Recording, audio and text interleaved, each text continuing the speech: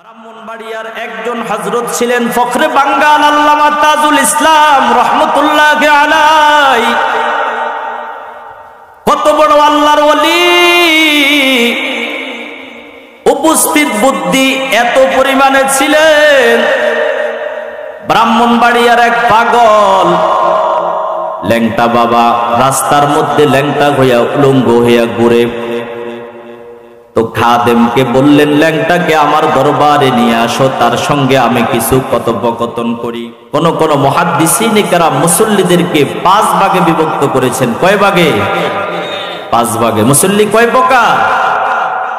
আজকে এই 5 প্রকার নিয়ে কথা বলবো। আপনি একটু দেখেন এই 5 ওয়াক্তের মধ্যে আপনি কোন প্রকারে পড়েছেন, এই 5 ওয়াক্তের মধ্যে আপনি কোন প্রকারে আছেন। দুনিয়ার সব কিছু আজকে ধীরগতিতে হয়, কিন্তু শুধু মসজিদে আসলে আমার মধ্যে আপনার মধ্যে তাড়াহুড়া সৃষ্টি হয়ে যায়। কথা বলেন ঠিক কি ঠিক? তো বলতেছিলাম, মুমিন এবং কাফেরের মধ্যে পার্থক্য হইল কি? সকলে বলুন কি? নামাজ। এটা আল্লাহ তাআলার পক্ষ থেকে আমাদেরকে বিধান দিয়েছেন, আল্লাহর তরফ থেকে ইবাদতের সুযোগ করে দিয়েছেন। মেরাজের রাত্রিতে আল্লাহ তাআলা যখন মুহাম্মদ আরবির কাছে নামাজ নিয়ে আমাদের জন্য হাদিয়া পাঠান,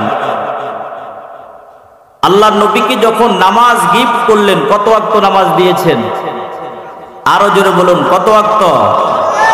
50 ওয়াক্ত। এখন আছে কয় ওয়াক্ত? 5 ওয়াক্ত। এই 50 ওয়াক্ত নিয়ে মেরাজের রজনীতে যখন আল্লাহর পয়গাম্বর আসমান থেকে নামতেছে জমিনের দিকে, পয়গাম্বর মূসা নবীর সাথে যখন সাক্ষাৎ হয়ে যায়, তো মূসা পয়গাম্বর জিজ্ঞাসা করলেন, আপনার উম্মতের জন্য আল্লাহ তাআলা কি হাদিয়া দিয়েছে, কি নিয়ে আপনি জমিনে যাইতেছেন? উম্মত তো আপনার জন্য অপেক্ষা করতেছে, আমাদের জন্য আমাদের রাসূল কিছু দুনিয়াতে নিয়ে আসবে। তখন আল্লাহর রাসূল মুহাম্মদ মুস্তাফা সাল্লাল্লাহু আলাইহি ওয়াসাল্লাম পয়গাম্বর মূসা নবীকে বলেছেন, আমার উম্মতের জন্য আল্লাহ তাআলা 50 ওয়াক্ত নামাজ হাদিয়া দিয়েছে, যেই নামাজের মাধ্যমে মুমিন বান্দার জান্নাতের দরজা খুলে যাবে। পয়গাম্বর মূসা নবী পরামর্শ দিলেন যে, উম্মত পরিচালনা করতে করতে আমার একটা অভিজ্ঞতা আছে, আপনার উম্মতের জন্য 50 ওয়াক্ত নামাজ নিয়ে গেলে তারা ভুলেও 50 ওয়াক্ত নামাজ পড়বে না। আসলে কি পয়গাম্বর মূসা নবী কথাটা ভুল বলেছেন না সঠিক বলেছেন? সঠিক বলেছেন। কারণ পয়গাম্বর মূসা নবী তো হলো আমাদের নবীর আগের নবী। এ কারণে তিনি বলেছেন, উম্মত সম্পর্কে আমার অভিজ্ঞতা আছে, তারা কে কে ইবাদত করবে এটা আমার জানা আছে। আপনি নামাজ 50 ওয়াক্ত নিলেই আপনার উম্মত পড়বে না, আপনি আল্লাহ থেকে আরো কিছু কমাইয়া তারপর উম্মতের জন্য হাদিয়া নিয়ে যান। এক ব্যক্তি পারবে 20 কেজি ওজনের একটা বস্তা, তার মাথার উপরে যদি 50 কেজি দিয়ে দেওয়া হয়, ওইটা কি সে নিবে নাকি জায়গায় বয়ে যাবে? জায়গার মধ্যেই বসে পড়বে। এটা নেওয়া আমার দরকার নাই। আমি যেটা বার বোঝা বহন করতে পারবো না, এটার বাড়তি যেহেতু আমার কাছে দিচ্ছে, আমি এটা নিতে পারবো না, এখানেই থাকবে। আল্লাহর রাসূলকে পয়গাম্বর মূসা নবী পরামর্শ দিলেন, আল্লাহর সাথে আপনি সাক্ষাৎ করে আরো কিছু নামাজ কমাইয়া নিয়ে যান। গেছে আর 5 ওয়াক্ত কমাইয়া দিছে আল্লাহ। কয় ওয়াক্ত? 5 ওয়াক্ত। পয়গাম্বর মূসা নবীর লগে আবার সাক্ষাৎ। এবার জিজ্ঞাসা করে, কয় ওয়াক্ত দিচ্ছে? কয় 5 ওয়াক্ত কমাইয়া দিল। বললেন যে 45 ওয়াক্ত নিয়ে আপনি জমিনে যাবেন, এই 45 ওয়াক্ত তো ঠিক মতো পড়বে না, আরো কিছু কমাইয়া আল্লাহ থেকে নিয়ে আসেন। আবার যাওয়ার পরে আবার কয় ওয়াক্ত কমাইছে? কয় ওয়াক্ত? এই যে আমি একটু আগে বলছি না, বক্তা ওয়াজ করবে, আবার কারা ওয়াজ করবে? শ্রোতারাও ওয়াজ করবে। এটা আমাদের প্রত্যেকেরই জানা। আবার যখন 5 ওয়াক্ত কমাইলেন, বাকি আছে কয় ওয়াক্ত? 40 ওয়াক্ত। দুনিয়ার জমিনের দিকে আবার আসতেছে। পয়গাম্বর মুসা নবী কয়, এই 40 ওয়াক্ত নামাজও তো আপনার উম্মত পড়বে না, আরো কিছু কমাইয়া নিয়ে আসে। এভাবে যাইতে যাইতে মুসা নবীর পরামর্শে আল্লাহর কাছে 9 বার গিয়েছে। কয়বার? 5 নং 45, 5 নং আছে কত? 5 ওয়াক্ত নিয়ে যখন রওনা দিছে, এবার মুসা নবী কয়, কত ওয়াক্ত কমাইলো? 45 ওয়াক্ত। আছে কয় ওয়াক্ত? কয় 5 ওয়াক্ত। এই 5 ওয়াক্ত তো আমার মনে হয় পড়বে না, আবার যান, আরো কিছু কমাইয়া নিয়ে আসে। আল্লাহ রাসূল বলতেছে, ও পয়গম্বর মুসা নবী, আপনি আমাকে পরামর্শ দিয়েছেন আবার 5 ওয়াক্ত কমানোর জন্য, আল্লাহ দিয়েছে 50 ওয়াক্ত। আমি যাইতে যাইতে 9 বার গিয়েছি, আবার যাইতে আমার কাছে লজ্জাবোধ হইতেছে, আমি আর যাওয়া সম্ভব। আর যদি যাই, আল্লাহ যদি একবারই বলে ঠিক আছে আপনি চলে যান, আপনার উম্মতের জন্য নামাজের প্রয়োজন নাই, তখন তো আমি খালি হাতে জমিনে বিদায় নিতে হবে। এখন রাখছে কয় ওয়াক্ত? 5 ওয়াক্ত। এই 5 ওয়াক্ত দিয়ে মুহাম্মদ আরবীর কাছে যখন উম্মতের জন্য হাদিয়া পাঠাইতেছেন, তখন বললেন, ও পয়গম্বরে আরবী, আল্লাহ তাআলা নিজে বলতেছেন আপনার উম্মতের জন্য নামাজ দিয়েছি 50 ওয়াক্ত, কমাইতে কমাইতে কমাইলাম 45 ওয়াক্ত, রাখলাম কয় ওয়াক্ত? 5 ওয়াক্ত। তবে আপনি 5 ওয়াক্ত নিয়ে যান, নামাজ আমি কমাইয়া দিয়েছি, কিন্তু আপনার উম্মতের জন্য সওয়াব আমি কমাইব না। সুবহানাল্লাহ। তার নামই তো হলো রহমান, তার নামই তো হলো গফফার। বান্দা আমল করবে কম, কিন্তু তিনি নেকি বাড়াইয়া দিবেন, তার নাম হলো রহমান। বলছেন 50 ওয়াক্ত নামাজ আমি দিয়েছি, 45 ওয়াক্ত কমাইলাম, রেখেছি 5 ওয়াক্ত। যদি কোনো ব্যক্তি 5 ওয়াক্ত নামাজও ঠিক মতে আদায় করে, আমি আল্লাহ তাআলা তার আমল নামায় 50 ওয়াক্ত নামাজের সওয়াব লিখে দিব। 1 ওয়াক্ত কয় ওয়াক্ত সওয়াব? 1 ওয়াক্ত কত ওয়াক্তে? 10 ওয়াক্ত। 2 ওয়াক্ত 20 ওয়াক্ত। 3 ওয়াক্ত 4 ওয়াক্ত 40 ওয়াক্তের সওয়াব। 5 ওয়াক্ত। এবার নিজের মধ্যে একটু হিসাব মিলান, কারা ফজর, জোহর, আসর, মাগরিব পড়েন নাই? একটাবার চিন্তা করেন, কত ওয়াক্ত নেকি হারাইছে, কতগুলা নেকি নিজের থেকে হারাইলেন। আর যারা পড়েছেন তাদের মধ্য থেকে কয়জন সঠিকভাবে পড়েছেন, এটাও একবার হিসাব করেন। আল্লাহ তাআলা যে উম্মতের জন্য নামাজ ফরজ করেছে, শুধু মসজিদে আসলাম আর গেলাম, এটার জন্য কি না নামাজ? মুসল্লিদের মধ্য থেকে কোন কোন মুহাদ্দিসিনে কেরাম মুসল্লিদেরকে 5 ভাগে বিভক্ত করেছেন। কয় ভাগে? 5 ভাগে। মুসল্লি কয় প্রকার? আজকে 5 প্রকার নিয়ে কথা বলবো। আপনি একটু দেখেন এই 5 ওয়াক্তের মধ্যে আপনি কোন প্রকারে পড়েছেন, এই 5 ওয়াক্তের মধ্যে আপনি কোন প্রকারে আছেন। দুনিয়ার সব কিছু আজকে ধীরগতিতে হয়, কিন্তু শুধু মসজিদে আসলে আমার মধ্যে আপনার মধ্যে তাড়াহুড়া সৃষ্টি হয়ে যায়। কথা বলেন ঠিক কি ঠিক? বলে কেমন তাড়াহুড়া? বলবো একটা, বলবো। মসজিদে যখন নামাজ পড়তে যাই আমরা, ইমাম সাহেব যখন নামাজ পড়াইতেছে, নামাজের মধ্যে যখন সালাম ফিরানোর জন্য শেষ বৈঠক করে, ইমামের আগে যদি কিছু মুসল্লি ঘটনাক্রমে দুরূদ শরীফ, তাশাহুদ, দোয়ায়ে মাসুর আদায় করতে পারে, এবার দেখবেন এক মাথা থেকে একজন কাশি দেয়। দেয় কি দেয় না?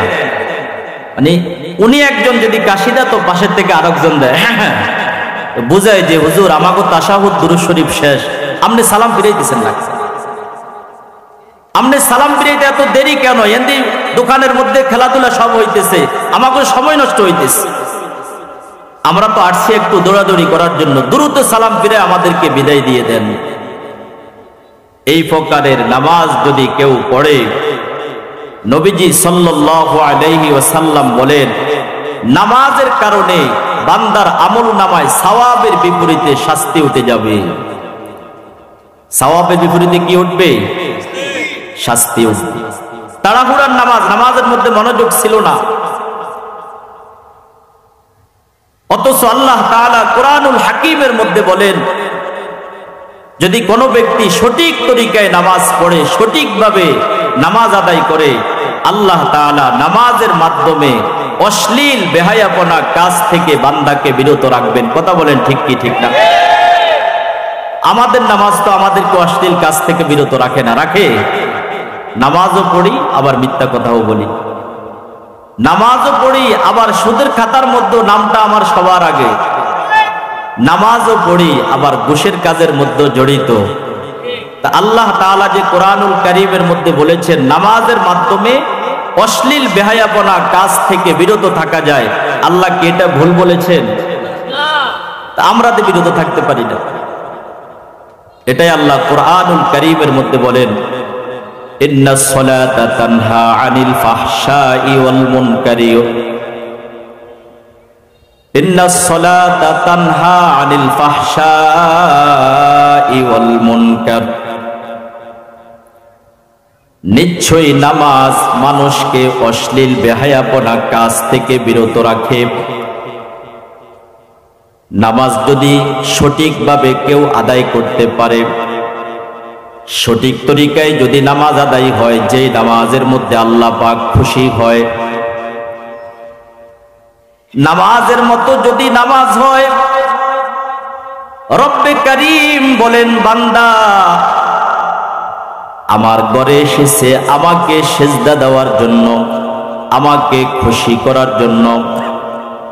যদি নামাজের মতো নামাজ হয়, আমি আল্লাহ বান্দার তামাম জীবনের সব গুনাহ মাফ করিয়া দিব।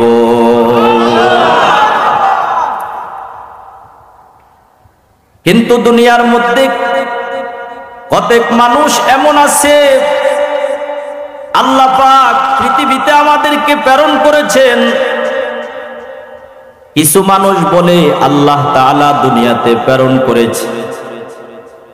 কোন কোন বাবার দরবারে মুরিদ হইলে নামাজ রোজা পড়তে হয় না, কয় পানির তলে জ্বললে বাতি, সেই বাতি আর নিবে না।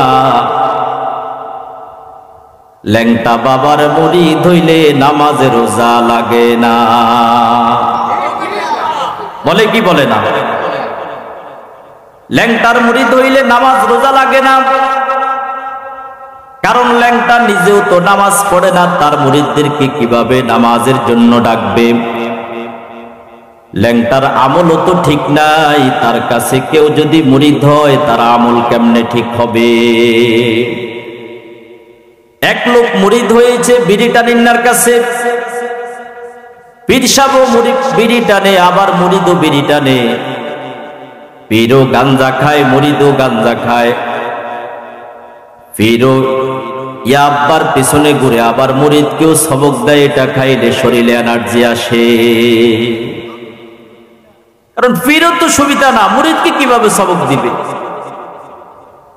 অন্ধর কাছে গিয়েছেন আপনি গাড়ির ড্রাইভারি শিখতে, অন্ধ নিজেই তো ড্রাইভারি পারে না, আপনাকে কি শিখাইবে? এই গাড়ি কি রাস্তায় রাখবে না খালে ফেলাইবে?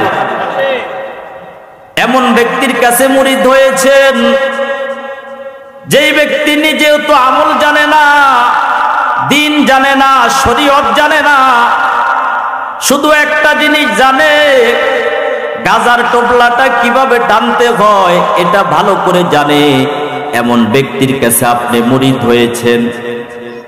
আর মাঝে মধ্যে দেখবেন রাস্তার মধ্যে পাগলের বেশে ঘুরে, ল্যাংটা উলঙ্গ অবস্থায়।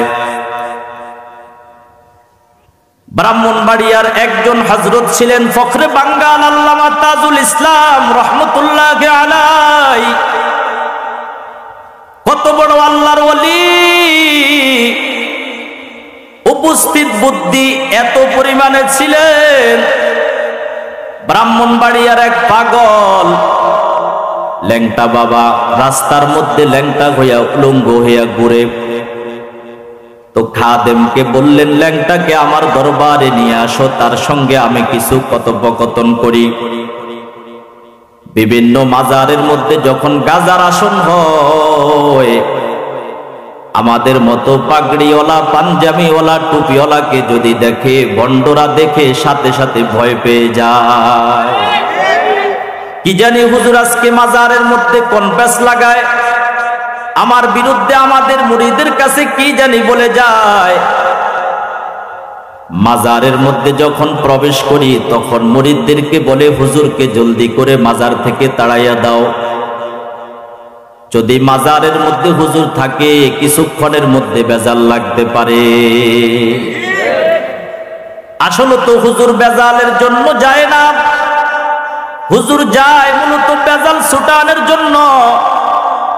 যেই বেজালটা তুমি লাগাইছো তোমার মুরিদদেরকে গাজার আসরের মধ্যে বসাইয়া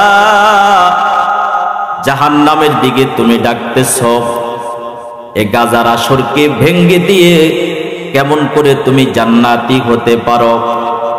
মূলত হুজুর বেজালের জন্য যায় না, তোমাকে শোধরানোর জন্য যাইতেছে। কথা বলেন ঠিক কি ঠিক না? তো ল্যাংটা বাবা যখন উলঙ্গ হইয়া ঘুরে, ফখরে বাঙ্গাল আল্লামা তাজুল ইসলাম রহমতুল্লাহ আলাইহি বলেন, ও ল্যাংটা, এত বয়স হয়েছে, তোমার উপরে শরীয়তের আহকাম বিধান আছে, তোমার ফরজ তরফ হইতেছে, তুমি উলঙ্গ হয়ে ঘুরতেছো, কারণ কি?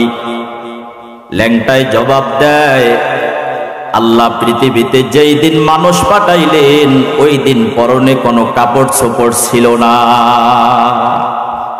জবাবটা কি বাইর করছে দেখছি, যে পৃথিবীতে যেই দিন আসলাম ওই দিন তো পরনে কাপড় চোপড় ছিল না, মায়ের পেট থেকে উলঙ্গ অবস্থায় আসছে।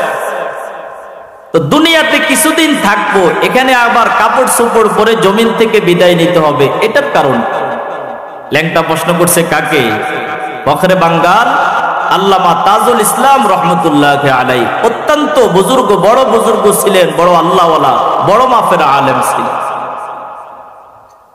তো হুজুরের সাথে যদি কেউ এই সমস্ত কথা বলে সে কি পার পাবে?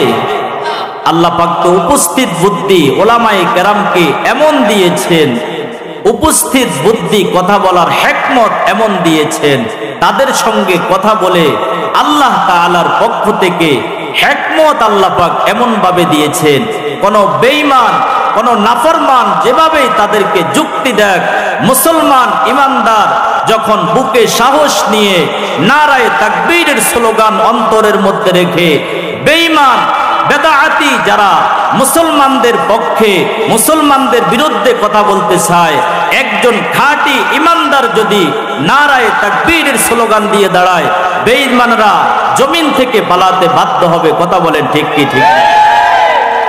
কিন্তু আমাদের তো ইমানের জোর নাই,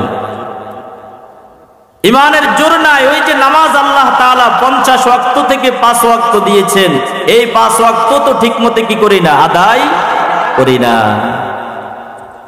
আবার কয় নামাজ পড়বো হুজুর, জীবনে একবার পড়বো, সারাদিন এভাবে পড়ার কি দরকার? বলেন নাউজুবিল্লাহ। নামাজ পড়লে জীবনে একবার পড়বে, পড়ার মতো পড়বে। তো পড়ার মতো পড়তে পড়তে আজরাইল তার কণ্ঠনালীর মধ্যে চাপ দিয়ে ধরে, পড়ার আর সুযোগ হয় না। ল্যাংটাকে যখন ফখরে বাঙ্গাল আল্লামা তাজুল ইসলাম রহমতুল্লাহ আলাইহি বললেন, তুমি আমাকে এভাবে জবাব দিয়েছ, পৃথিবীতে আল্লাহ জামা কাপড় বিহীন পাঠিয়েছে, আবার দুনিয়াতে জামা কাপড়ের প্রয়োজন কি? এসেছে দুনিয়াতে ল্যাংটা অবস্থায়, আবার যাবেও উলঙ্গ অবস্থায়। ফখরে বাঙ্গাল আল্লামা তাজুল ইসলাম রহমতুল্লাহ আলাইহি বলেন, হে ল্যাংটা, তোমার কথায় যদি যুক্তি থাকে এবার আমার কথাটাও তুমি শুনে নাও। দুনিয়াতে থাকা অবস্থায় আল্লাহ পাক উলঙ্গ পাঠিয়েছেন, যদি মাঝে দিয়ে জামা কাপড়ের প্রয়োজন না হয়, পৃথিবীতে যখন তুমি আসলা মায়ের গর্ভ থেকে তোমার মুখের মধ্যে দাঁত ছিল কিনা? কাছ লাগছে নি? তুমি যখন দুনিয়াতে আসলা তোমার মুখের মধ্যে দাঁত ছিল কিনা? ল্যাংটা কয় না। কয় এখন দাঁত আসেনি? কয় হ আছে। এবার ফখরে বাঙ্গাল আল্লামা তাজুল ইসলাম রহমতুল্লাহ আলাইহি বলেন, খাদেমকে বলেন, আমাদের ঘরের পাশে দেখো একটা বিশাল বড় মুগুর দেখা যায়, মুগের সিনেন নেই, যেটা দিয়ে কি করা হয়, অনেক সময় বাইরানো হয়, শক্তিশালী জিনিস ভেঙে দেওয়া হয়। ফখরে বাঙ্গাল আল্লামা তাজুল ইসলাম রহমতুল্লাহ আলাইহি বলে, এই ল্যাংটা বাবা যদি বলে দুনিয়াতে আসার সময় পরনে জামা কাপড় ছিল না, পৃথিবীতে জামা কাপড় নিয়ে সে জমিন থেকে বিদায় নিবে না, পৃথিবীতে যখন ল্যাংটা বাবা আসলো তার মুখের মধ্যে দাঁত ছিল না, এই দাঁত নিয়ে জমিন থেকে যাওয়ারও তার অধিকার নাই, মুগুর দিয়ে আমি তার দাঁতগুলা ভেঙ্গে চুরমার করে দিব। মকন চুস্তি ধর নামাজে পাঞ্জে গানা, ফাওয়াইলুল লিল মুসাল্লিন আল্লাযীনা মুমিনারা, এ নামাজে ইমদাদেরা ইস্তাঈনু আয়াতে বুরওয়া কহাম, আয়াতে কদ আফলাহারা ইয়াদকুন, গৌর কুন্দর মানি আজ দিল সাদেকুন। আল্লাহ তাআলা কুরআনুল কারীমের মধ্যে বলেন, ইয়া আইয়ুহাল্লাযীনা আমানুস্তাঈনু বিস-সাবরি ওয়াস-সালাহ, ও ঈমানদারেরা তোমরা নামাজ এবং আমানুস্তাঈনু বিস-সাবরি ওয়াস-সালাহ, তোমরা সবর এবং সালাতের মাধ্যমে আমি আল্লাহর কাছে সাহায্য প্রার্থনা করো। নামাজ পড়লে পড়ার মতো পড়তে হবে। মসজিদে আসলাম, পুরা সপ্তাহে মসজিদে আসি না, সপ্তাহে একবার আসি জুমার দিন। আবার কখন আসি, যখন ইমাম সাহেব বলে ফাজকুরুনি আযকুরুকুম ওয়াশকুরুলি ওয়ালা তাকফুরুন, দাঁড়িয়ে কাতার সোজা করুন, কয় কি কয় না? এই অবস্থায় মসজিদে ঢুকলাম, 2 রাকাত নামাজ আদায় করলাম। নামাজের মধ্যে মনোযোগ ছিল না, মনোযোগ ছিল চায়ের দোকানের মধ্যে, খেলার আড্ডার মধ্যে, লুড্ডু খেলার মধ্যে, মনোযোগ ছিল বাইরে বন্ধু বান্ধবের আড্ডার মধ্যে। এক সালাম মসজিদে ফিরায়, আরেক সালাম দৌড়াই গিয়ে দোকানের মধ্যে ফিরায়। মসজিদ থেকে এমন দ্রুতগামীতে বের হয়, বাড়িতে আসার পরে দেখে পায়ের মধ্যে যে জুতা, এই জুতা তো আমার না, আরেকজনের জুতা। ওই যে খবর নাই, মসজিদে গিয়েছে উদাসীন অবস্থা। এই প্রকারের নামাজ যদি কেউ পড়ে, আল্লাহ পাক বলেন নামাজ পড়ার কারণে বান্দা সওয়াব পাবে না, বরং আমার তরফ থেকে শাস্তি হবে বান্দার জন্য। এ হলো এক প্রকারের নামাজি, সাপ্তাহিক মুসল্লি, কিংবা বৎসরে একবার যায়। আমার কথাটা শুনতে আপনার কাছে একটু খারাপ লাগতে পারে বাবা, কিন্তু দিল থেকে বলি, এমন মাকসাদ আর উদ্দেশ্য নিয়ে যদি কেউ নামাজ পড়ে, এই নামাজ কোনোদিন বান্দাকে অশ্লীল বেহায়াপনা কাজ থেকে বিরত রাখতে পারবে না। আল্লাহ তাআলা বলেন, মুমিন বান্দা এমন নামাজ পড়বে যে নামাজের কারণে বান্দার সফলতা আসবে, যে নামাজের কারণে আল্লাহ পাক বান্দার রিজিক বাড়াইয়া দিবে, এমন ভাবে নামাজ পড়বে। সাপ্তাহিক মুসল্লি 1 নাম্বার প্রকার। 2 নাম্বার প্রকার, নামাজ পড়ে 5 ওয়াক্ত, 5 ওয়াক্তই মসজিদে যায়, কিন্তু 5 ওয়াক্ত মসজিদে যাওয়ার পরেও, 5 ওয়াক্ত মসজিদে গেলেও নামাজের প্রতি মনোযোগ নাই।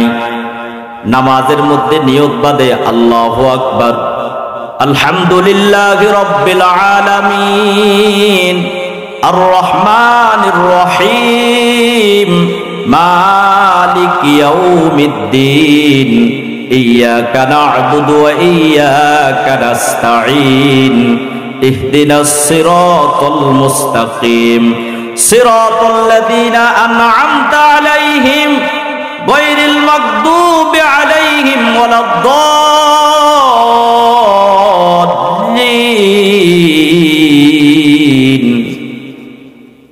ওয়ালাদ-দাল্লিনের পরে ইমাম সাহেব ওয়ালাদ-দাল্লিন বললে সকল মুসল্লি একসাথে আমিন বলে, বলে কি বলে না?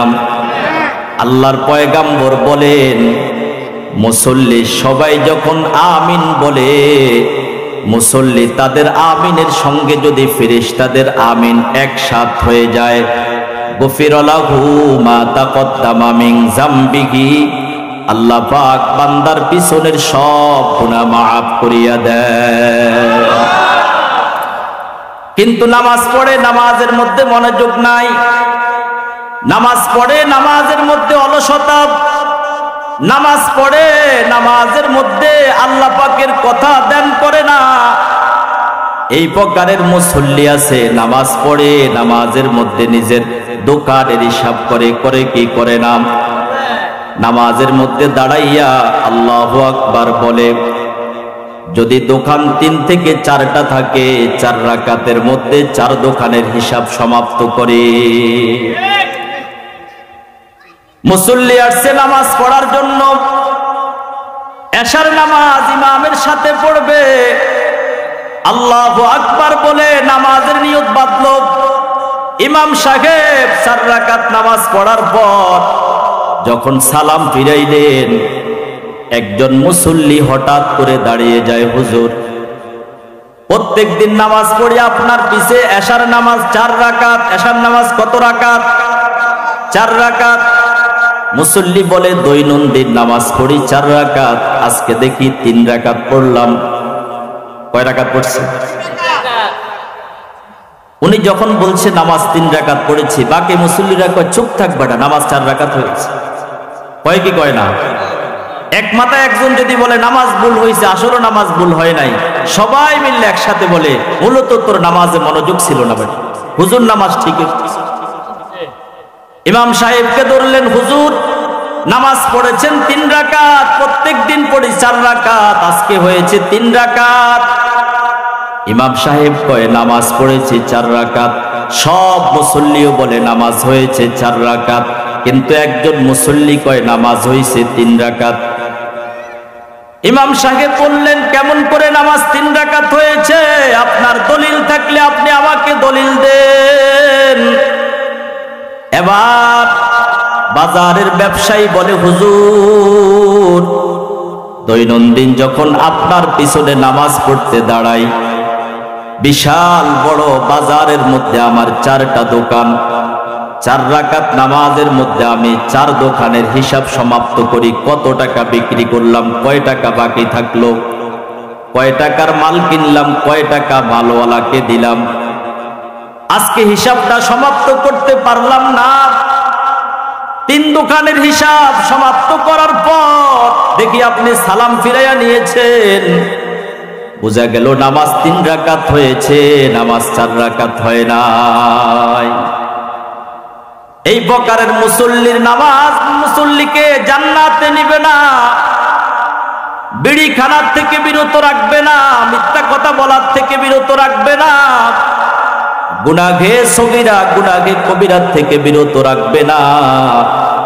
নামাজ পড়তে হবে পড়ার মতো, যেন প্রত্যেকটা শব্দের মধ্যে আমার রব কুদরতি নজর দিয়ে আমার দিকে তাকায় আছে।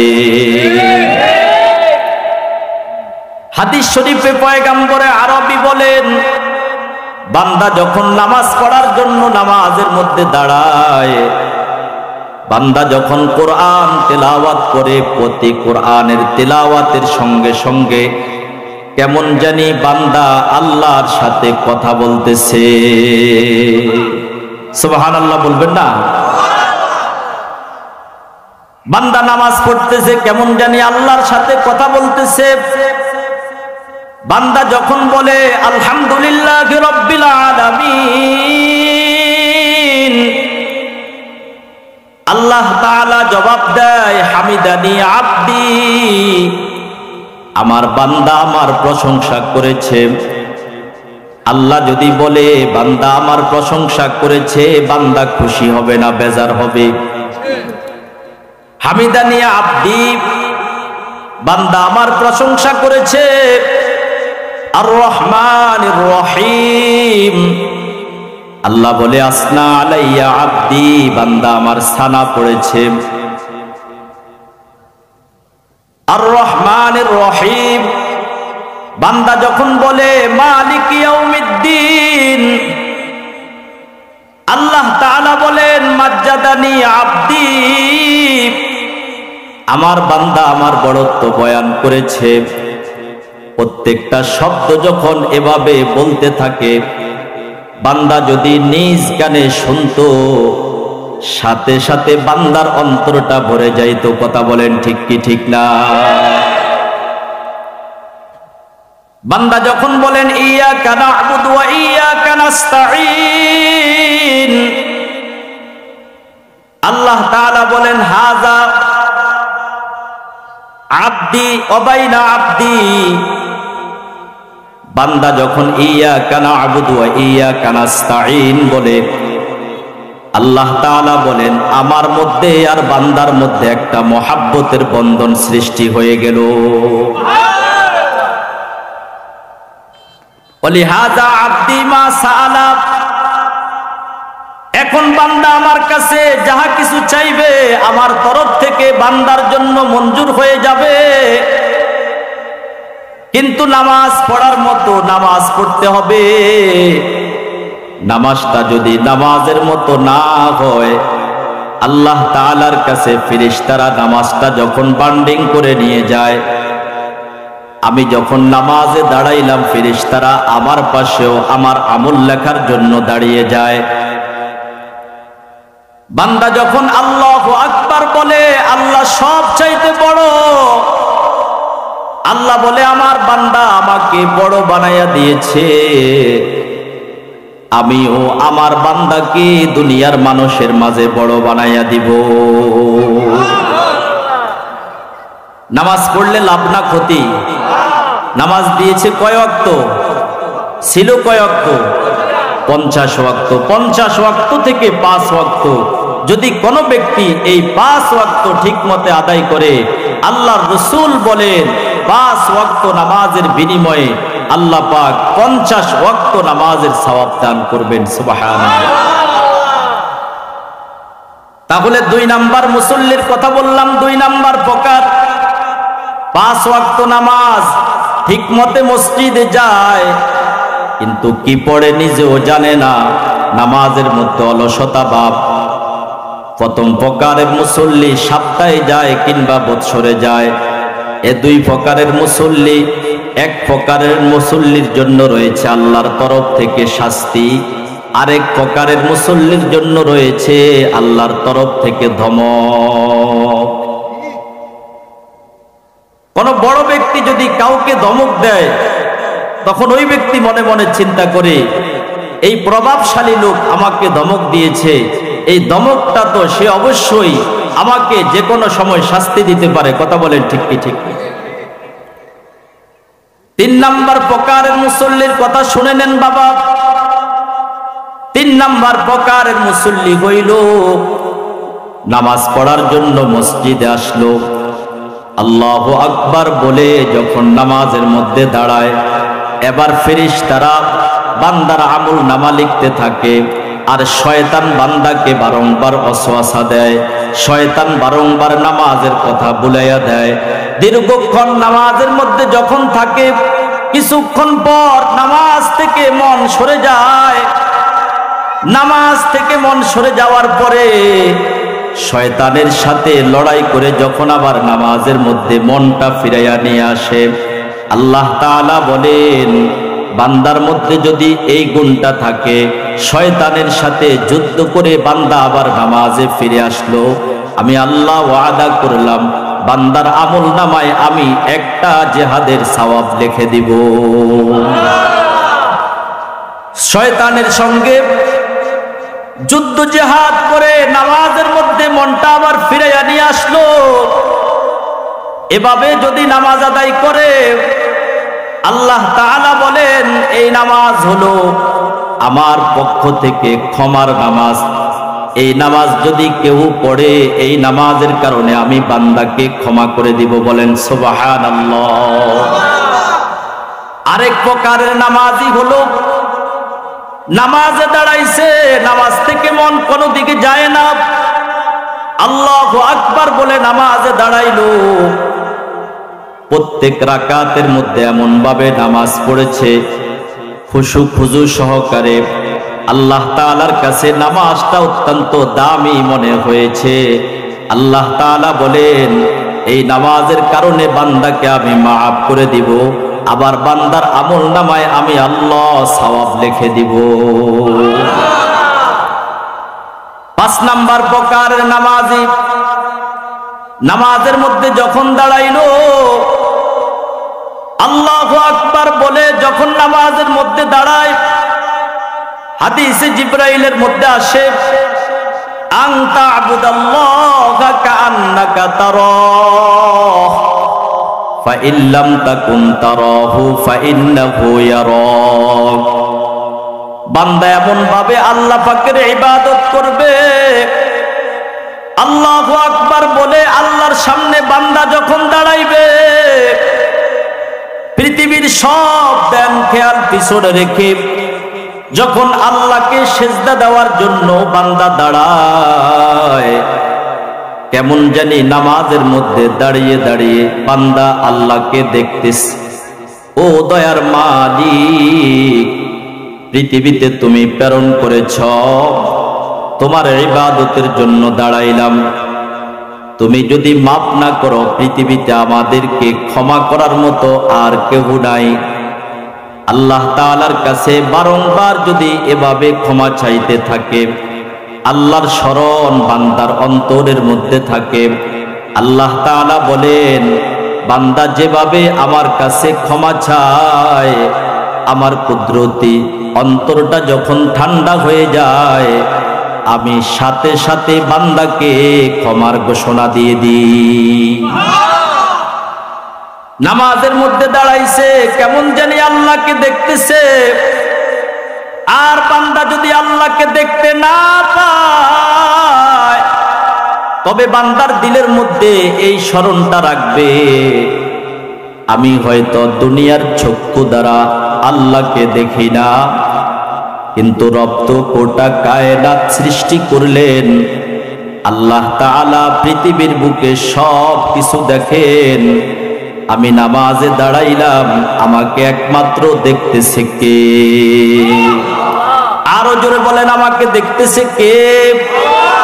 আল্লাহর ভয় যদি অন্তরের মধ্যে থাকে, আল্লাহ বলেন, বান্দা গুনাহ করার পরে তুমি আমার কাছে ক্ষমা চাইবা, তোমার গুনাহ যদি পাহাড় পরিমাণও হয়, তুমি মনে মনে চিন্তা করতেছো, ও দয়ার মালিক, আমি এত পরিমাণে অন্যায় করেছি, তুমি তো আমাকে মনে হয় ক্ষমা করবা না। আল্লাহ তাআলা আল্লাহর বন্ধুকে বলেন, ওগো হাবিব, পৃথিবীর মানুষদেরকে আপনি জানায়া দেন, বান্দা যদি পাহাড় পরিমাণও অন্যায় করে, কুল ইয়া ইবাদিয়াল্লাযীনা আসরাফু আলা আনফুসিহিম লা তাকুনাতু মির রাহমাতিল্লাহ ইন্নাল্লাহা ইয়াগফিরুয যুনুবা জামিআ ইন্নাহু হুয়াল গফুরুর রহিম। আল্লাহ বলেন, ও হাবিব, পৃথিবীর বুকে মানুষদেরকে আপনি জানায়া দেন, পাহাড় পরিমাণ অন্যায় করার পরেও তারা যেন আমার রহমত থেকে নৈরাশ না হয়। অনেক জিনাহকার এমন ছিল, গুনাহ করতে করতে অন্তরের মধ্যে কালো দাগ পড়ে গেছে, গুনাহ করার পরে আল্লাহকে যখন স্মরণ করেছে। একজন নারীর ব্যাপারে হাদিস শরীফের মধ্যে ঘটনা আসে। আল্লাহর পয়গাম্বর বলেন, আল্লাহর বান্দি জীবনভর গুনাহের মধ্যে কাটায়া দিয়েছে, তার সময়টা কোনদিন আল্লাহর কথা স্মরণ করে নাই, জিনাহের কাজের মধ্যে লিপ্ত ছিল। হঠাৎ যখন আল্লাহ পাকের কথা স্মরণ পড়ে, আল্লাহ আমাকে দুনিয়ার জমিনে প্রেরণ করেছেন, রব যদি দুনিয়ার জমিন থেকে আমাকে ডাক দেয়, যে কোনো সময় জমিন থেকে আমাকে বিদায় নিয়ে চলে যেতে হবে। রাস্তায় বের হয়েছে আল্লাহর বান্দি, হঠাৎ দেখতেছে একটা কুকুর জিভটা বের করে গরমকালে পিপাসিত অবস্থায় একটু পানি চাইতেছে। জিনাহকারিনী রমণী যখন রাস্তা দিয়ে হাঁটতেছে তখন মাওলা পাকের ভয় অন্তরে প্রবেশ করল। আল্লাহর নিকৃষ্ট একটা মাখলুক কুকুরকে দেখে আল্লাহর বান্দি যখন ভয় পাইলেন, কুকুরকে একটু পানি পান করাইবে, পায়ের মধ্যে একটা চামড়ার মোজা ছিল, মোজাটা টান দিয়ে বের করে ফেললেন। গলার মধ্যে একটা ওড়না ছিল, ওড়নাটা নিয়ে মোজাটা ভালো করে বাঁধলেন। কূপ থেকে পানি বের করে একটা কুকুরের জবানের মধ্যে পানি উঠাইয়া দিলেন। কুকুরটা যখন তৃপ্তি সহকারে পানি পান করলেন, এবার রব গাইবে আওয়াজে বলেন, ও জিনাহকারিনী নারী, জীবনভর অন্যায়ের কাজ করেছ, যখন এই মুহূর্তটা ছোট্ট একটা মাখলুক কুকুরের মুখে পানি উঠাইয়া দিলাম, আমার কাছে তোমার আমলটা বড়ই ভালো লেগেছে। আমি আল্লাহ তোমার তামাম জীবনের সব গুনাহ খাতা মাফ করিয়া দিলাম। এটাই আল্লাহ বলেন, পাহাড় পরিমাণ অন্যায় করার পরেও তোমার 2 ফোঁটা চোখের পানি আমি আল্লাহর কাছে অত্যন্ত দামি। 2 ফোঁটা চোখের পানি যখন তুমি পেলে আমার কাছে দোয়া করবা, আমি আল্লাহ তোমার দোয়ার বদৌলতে জাহান্নামের আগুনকে হারাম করে দিব। আমি আল্লাহ তোমার চোখের পানির মাধ্যমে তোমাকে জাহান্নাম থেকে মুক্তি দিয়ে দিব। মুসলমান নবীর উম্মত, আল্লাহ পাক দুনিয়াতে কেন প্রেরণ করলেন? মালিকের ইবাদত যদি না করি, দুনিয়াতে যাদের আমরা কাজকর্ম করি, সকাল 8টা থেকে বিকাল 3টা পর্যন্ত পুরা সময়টা ডিউটি করলে আমাকে হাজিরা দিবে 500 টাকা কিংবা 1000 টাকা। কাজের মধ্যে যদি ফাঁকি দেওয়া হয়, এবার মালিক যদি বলে যে উদ্দেশ্যে তোমাকে আমি আমার কাজের জন্য আনলাম, আমার কাজটা তো পুরা হইল না, অতএব তোমাকে হাজিরা দেওয়া হবে না। কিন্তু রব্বে কারিম বলেন, ওরে গোলাম, দুনিয়াতে তোমাকে আমি আল্লাহ প্রেরণ করলাম, দুনিয়াতে তোমাকে আমি আল্লাহ সৃষ্টি করলাম, কেন বানাইলাম? একটাবার আমি রবের কথা বুঝি তোমার স্মরণ পড়ে না?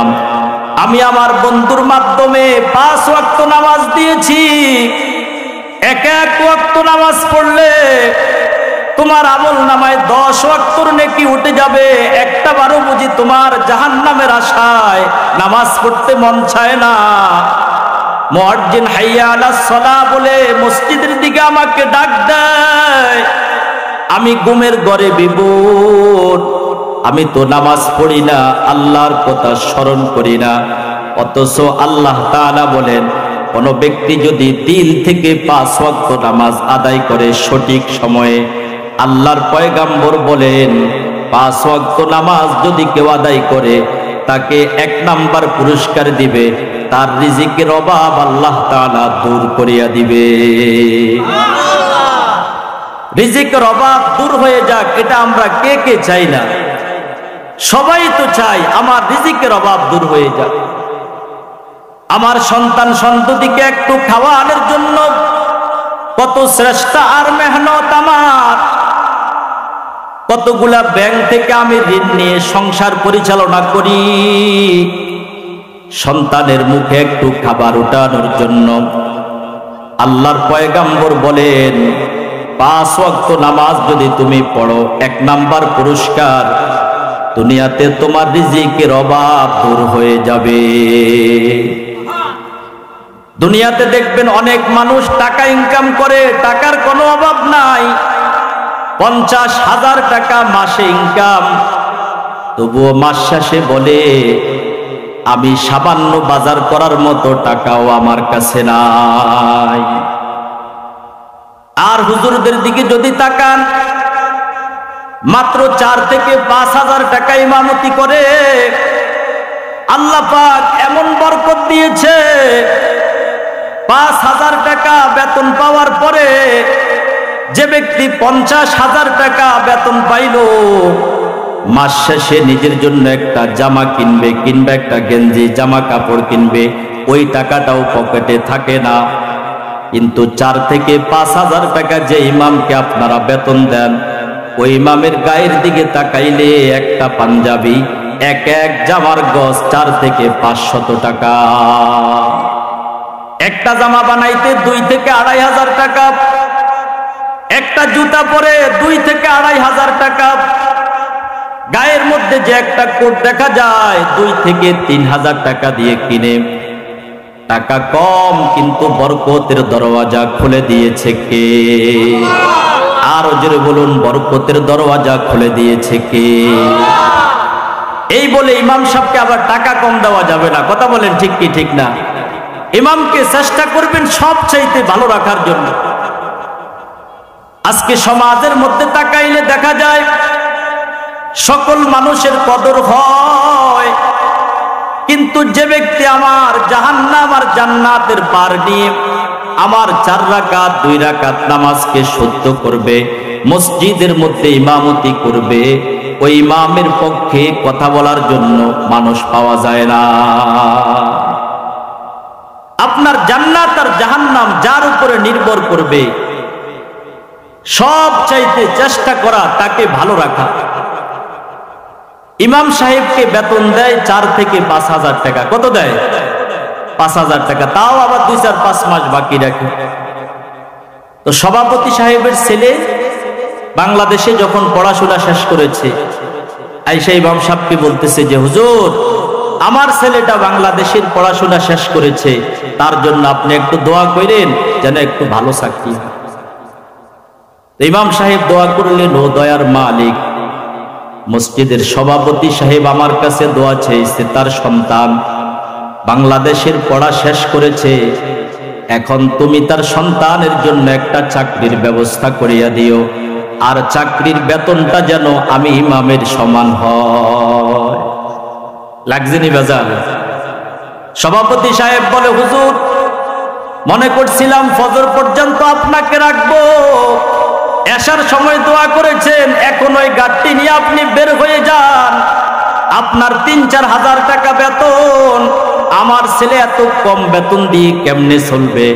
তখন ইমাম সাহেব বলেন, আপনি তো সভাপতি সাহেব, ইমামকে বেতন দেওয়ার সময় আপনি বলেন ইমামের টাকার মধ্যে বরকত আছে, আপনার ছেলে যদি এই চাকরি করে ছেলের টাকার মধ্যেও তো বরকত থাকবে। তো ইমামের কাছে দোয়া চেয়েছে, ইমাম সাহেব দোয়া চাওয়ার পরে এই দোয়াটা করেছে, এটা সভাপতি সাহেবের পছন্দ হয় নাই। এই বেতনে যদি ইমাম সাহেব না চলতে পারে, আপনার সন্তান যদি এই বেতনে চাকরি করার পরে তার সংসার না চলে, একজন ইমাম যখন 8 থেকে 10,000 টাকা 12,000 টাকা বেতন পায়, তখন ইমামের সংসার কেমন করে চলবে? এটাই আমরা বাহানা দিই, ইমামের টাকায় কি আছে? বরকত আছে। অনেক সময় অনেকের মধ্যে যখন সিএনজি কিংবা অটো চালক, তাদের পাশে যখন যাওয়া হয়, এক একজন সিএনজির ড্রাইভার বলে, হুজুর, আমার প্রতি মাসে 60 থেকে 70,000 টাকা ইনকাম। আমি একবার শাসারাত থেকে মুক্তারপুর গিয়েছি, তো সিএনজি ড্রাইভারের সামনে আমি বসছি, ড্রাইভারে আর সামনে যাত্রী নেয় নাই, আমাকেও বলে নাই যে হুজুর আপনি 2 সিট নিতে হবে, এ কথা আমাকে বলে নাই। তো মুক্তারপুর নামার পরে প্রত্যেকে 1 সিটের টাকা দিছে, আর আমারে বলতেছে যে হুজুর আপনি 2 সিটের টাকা দিবেন। কয় কেন? আমি জিজ্ঞাসা করলাম যে কেন আমি 2 সিটের টাকা দিব?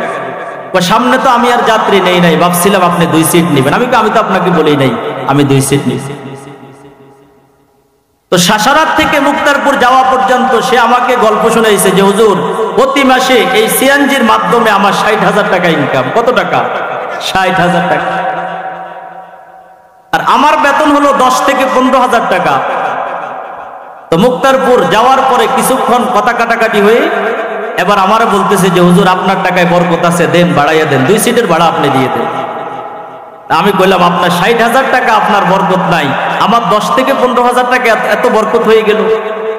এবার কাতর শুনে বলে যে হুজুর 60,000 টাকা আমার ইনকাম, তবে প্রতি মাসে আমার কিস্তি হলো 45,000 টাকা।